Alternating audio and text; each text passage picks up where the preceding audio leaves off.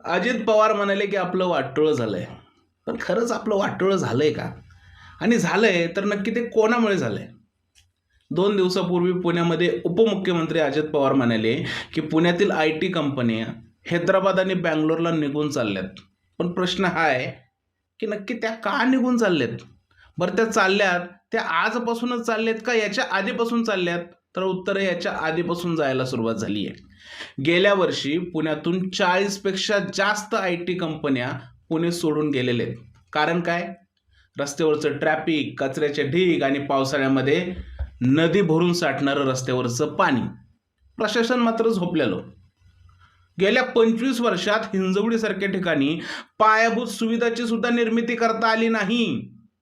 आणि कंपन्या सोडून चालल्यावरती उपमुख्यमंत्री साहेब बोलतात आहे की कंपन्या सोडून चालल्यात, आपलं वाटोळं झालंय.